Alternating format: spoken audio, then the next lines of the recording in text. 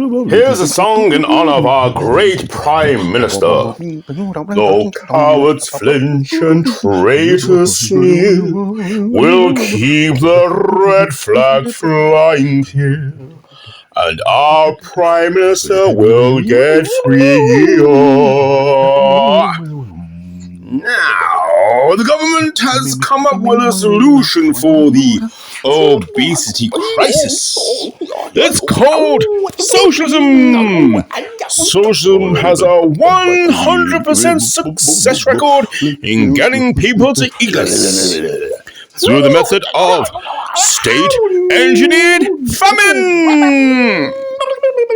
Socialism believes in the abolition of money, and that's why you're skint. Soon, we'll be on the ecologically friendly socialist net zero diet. We'll have net zero breakfast, net zero lunch, and net zero dinner. There goes the obesity. To achieve this, Chairman Starmer has put in charge as Chancellor of the Exchequer, Rachel Reeves. Because if she doesn't put off your food, nothing will. She learned her economic forecasting methods at the Bank of England. When she made an economist a cup of tea, she read his tea leaves. She might be a woman, but at least she knows nothing about economics. She's so wonderful. She's inspired me to write poetry. Here goes. Oh, what tangled webs we weave when first we practice to deceive, said Bank of England economist Bunny Fingers Rachel Reeves. And yes, by the way, I'm being sarcastic. She's shown women everywhere that if you really believe in yourself, you can make stuff up and put it on your CV. Did you know the Prime Minister had an enormous cage built at Downing Street? Rachel Reeves told him, "Here, get rid of it." She said, "You misheard me, Keir. I said we're going to hatch the biggest budget in UK history. Not the biggest budget, but all the members of this cabinet deserve a lot of credit. But they will accept cash payments in brown envelopes." According to Wikipedia, Lord Alley gave Angela Rayner £3,550 for her expenses.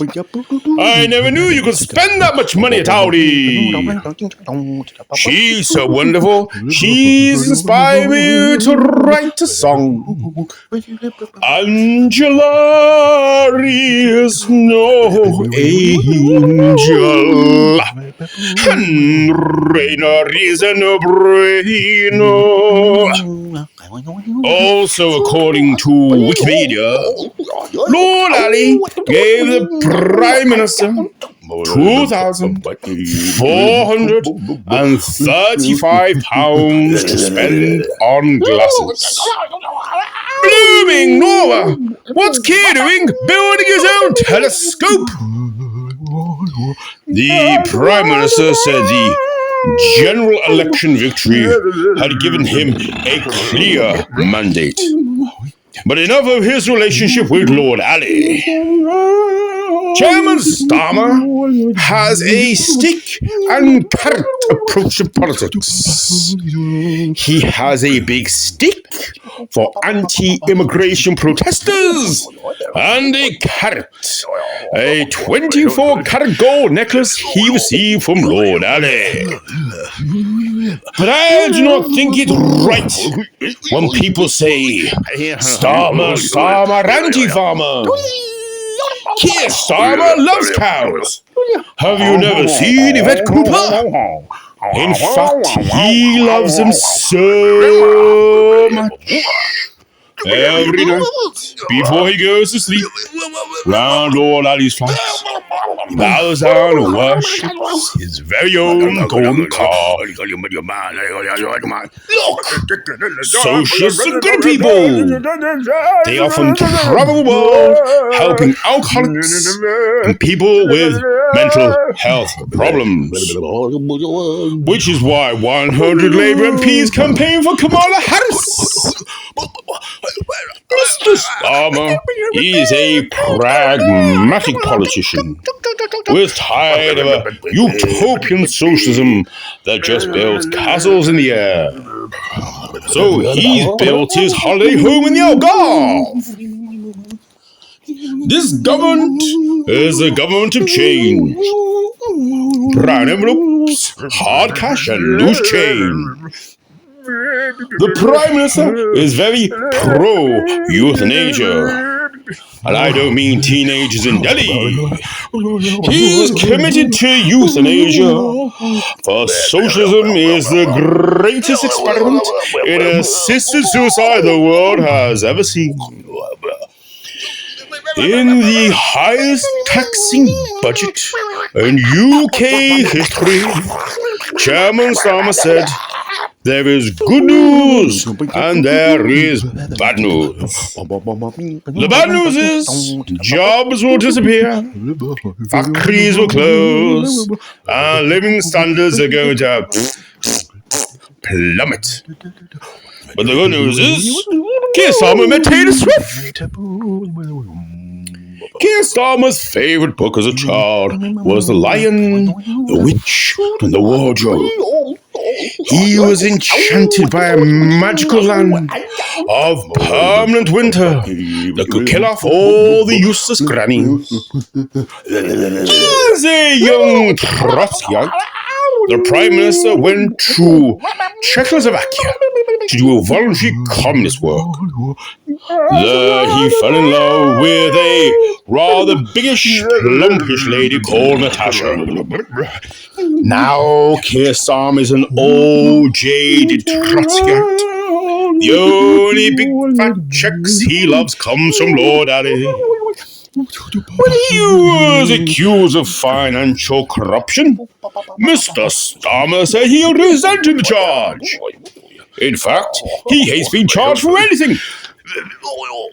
Now, although Keir often comes across as very serious, he does in fact have a wonderful sense of humour and believes laughter is the best medicine. Which is why his plans for the NHS are a sick joke. Oh, and he's very concerned about the climate emergency. He believes that we use airplanes too much. And to send that message out loud and clear, he is willing to fly to the ends of the earth. But when all is said and done, this government is committed to the dignity of the human person. If your granddad froze to death at Christmas, the undertakers will have had to have respected his pronouns. Prime Minister Starmer has been very concerned about your nan freezing to death this Christmas. In fact, the stress was so bad, he had to book a holiday on a Greek island just to forget about it. You see, Keir Starmer may be an atheist, but his concern for the senior citizen who freeze to death during Christmas, his language has been truly theological. He said hell will warm him up.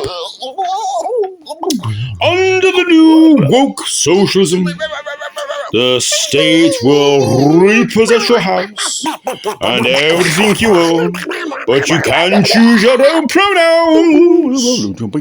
So when they write out your bankruptcy notice, you can have it written, they them have got no money! Which actually isn't a laughing matter. Subscribe to the channel, damn your eyes, sir.